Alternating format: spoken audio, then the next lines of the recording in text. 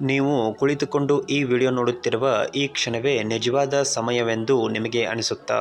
ಗಡಿಬಿಡಿಯಾದ ನಿಮ್ಮ ದಿನಚರಿಯಲ್ಲಿ ಟೈಮ್ ಇಲ್ಲ ಎಂದು ಮಾತನಾಡುವ ಸಮಯವೇ ನಿಜಾನಾ? ಈ ಸಮಯವೆಂಬುದು ವಾಸ್ತವದಲ್ಲಿ ನಿಮಗೆ ಬೇರೆ ಹಾಗೂ ಇತರರಿಗೆ ಬೇರೆಯಲ್ಲವೇ? ಹೌದು, ಇದು ಕೇಳಲು ಅಸಾಧಾರಣವಾಗಿ ಅನಿಸುತ್ತೆ. ಆದರೆ ಅನೇಕ ವಿಜ್ಞಾನಿಗಳು, ತತ್ವಜ್ಞಾನಿಗಳು, ಆಧ್ಯಾತ್ಮಿಕ ಗುರುಗಳು ಒಂದು ಸಾಮಾನ್ಯ ವಿಚಾರವನ್ನು ಹೇಳುತ್ತಾರೆ. Time is an illusion. ಕಾಲವನ್ನೇ ನಂಬುವುದು ಒಂದು ಭ್ರಮೆ.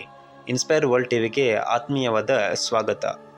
ಕಾಲ ಅಂದರೆ ನಾವು ಚಿಕ್ಕಂದಿನಿಂದ ಕಲಿತಿರುವ ಸೆಕೆಂಡು, ನಿಮಿಷ, ಗಂಟೆ, ದಿನ, ವರ್ಷ ಇವೆಲ್ಲವೂ ಮಾನವನ ಅನುಕೂಲಕ್ಕಾಗಿ ನಿರ್ಮಿಸಿದ ಮಾಪನಗಳು.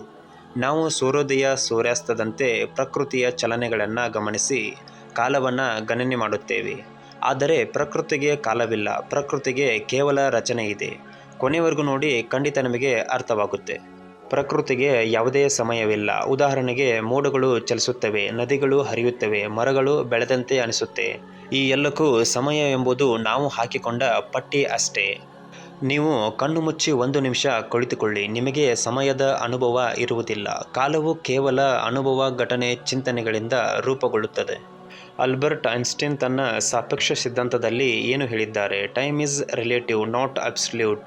ಇದರ ಅರ್ಥವೇನೆಂದರೆ, ಎರಡು ವ್ಯಕ್ತಿಗಳು ವಿಭಿನ್ನ ರೀತಿಯಲ್ಲಿ ಚಲಿಸುತ್ತಿದ್ದರೆ ಅವರಿಗಾಗುವ ಸಮಯದ ಅನುಭವಗಳು ವಿಭಿನ್ನವಾಗಿರುತ್ತವೆ. ಭೂಮಿಯ ಮೇಲೆ ಕಾಲ ನದಿಯಂತೆ ಹರಿದರೆ ಬೃಹತ್ ಗ್ರಹಗಳಲ್ಲಿ ಕಾಲ ಬಹಳ ನಿಧಾನವಾಗಿ ಸಾಗುತ್ತದೆ.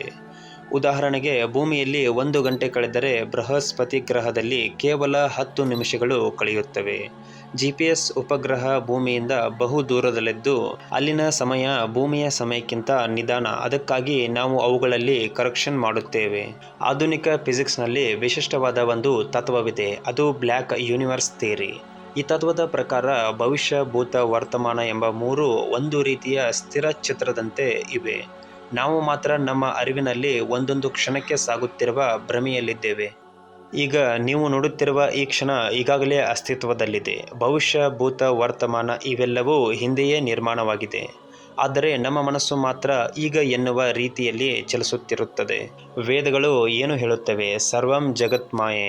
ಈ ಲೋಕವೇ ಮಾಯೆ, ಕಾಲವು ಅದೇ ಮಾಯೆಯ ಭಾಗ ಎಂದು ಹೇಳುತ್ತವೆ. ಉಪನಿಷತ್ತುಗಳು ಪರಬ್ರಹ್ಮ ಮಾತ್ರ ಸತ್ಯ. ಕಾಲ, ಸ್ಥಳ, ದೇಶ ಇವೆಲ್ಲವೂ ಬಾಹ್ಯ ಇಂದ್ರಿಯಗಳಿಂದ ನಾವು ಅನುಭವಿಸುವುದು ಮಾತ್ರ ಎಂದು ಹೇಳುತ್ತವೆ. ಸೈಕಾಲಜಿ ಪರ್ಸ್ಪೆಕ್ಟಿವ್ ಇಂದ ನೋಡಿದರೆ ಮನಸ್ಸಿನಲ್ಲಿ ಸಮಯದ ಅನುಭವ ನೆನಪಿನಿಂದ ನಿರ್ಮಿತವಾಗಿದೆ. ನಾವು ಹಳೆಯ ನೆನಪುಗಳಿಂದ ಭೂತಕಾಲವೆಂದು ಹೇಳುತ್ತೇವೆ. ಇಚ್ಛೆಗಳ ಮೂಲಕ ಭವಿಷ್ಯವನ್ನು ಕಲ್ಪಿಸುತ್ತೇವೆ. ನಿಜವಾಗಿಯೂ ನಮಗೆ ಇರುವುದಾದರೂ ಏನು? ಕೇವಲ ಈ ಕ್ಷಣ ಮಾತ್ರ, ಅದೇ ಪ್ರೆಸೆಂಟ್. ಹಾಗಾದರೆ ಕಾಲವೇ ಇಲ್ಲವೆಂದರೆ ಮತ್ತೇನಿದೆ ಎಂಬುದು ನಿಮ್ಮ ಪ್ರಶ್ನೆ. ಆದರೆ ಇಲ್ಲಿರುವುದು ಕೇವಲ ಅಸ್ತಿತ್ವ, ಜ್ಞಾನದ ಸ್ಥಿತಿ, ಜೀವಮಾನದ ಅನುಭವಗಳು ಮಾತ್ರ. ಅದೇ ಕಾರಣಕ್ಕೆ ಆಧ್ಯಾತ್ಮಿಕ ಗುರುಗಳು ಹೇಳುತ್ತಾರೆ, ಬಿ ಇನ್ ದ ಪ್ರೆಸೆಂಟ್. ಈಗ ಇರಿ, ಈಗಿನ ಕ್ಷಣವೇ ನಿಜ, ಬಾಕಿ ಎಲ್ಲವೂ ಮಾಯೆ. ಇಷ್ಟೊತ್ತು ನೀವು ಕೇಳಿದ ಈ ಸತ್ಯ ವೈಜ್ಞಾನಿಕವಾಗಿಯೂ ಹೌದು, ತತ್ವಶಾಸ್ತ್ರೀಯವಾಗಿಯೂ ಹೌದು, ಹಾಗೂ ಆಧ್ಯಾತ್ಮಿಕವಾಗಿಯೂ ಹೌದು.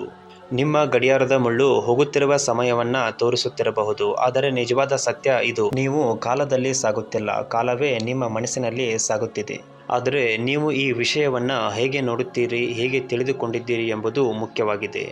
ನೀವು ಕಾಲದಲ್ಲಿ ಬಾಳುತ್ತಿದ್ದೀರಾ ಅಥವಾ ಕಾಲವನ್ನೇ ಮೀರಿ ಬಾಳುತ್ತಿದ್ದೀರಾ? ಈ ವಿಡಿಯೋ ನಿಮಗೆ ಹೊಸ ತಿಳುವಳಿಕೆ ಕೊಟ್ಟಿದ್ದರೆ ಕಮೆಂಟ್ ಮಾಡಿ, ಲೈಕ್ ಮಾಡಿ, ಶೇರ್ ಮಾಡಿ. ಇನ್ನಷ್ಟು ರಹಸ್ಯಮಯ ಆತ್ಮ ಶೋಧಾತ್ಮಕ ಕಥೆಗಳಿಗೆ ಇನ್ಸ್ಪೈರ್ ವರ್ಲ್ಡ್ ಟಿವಿ ವೀಕ್ಷಣೆ ಮಾಡಿ. ಧನ್ಯವಾದಗಳು.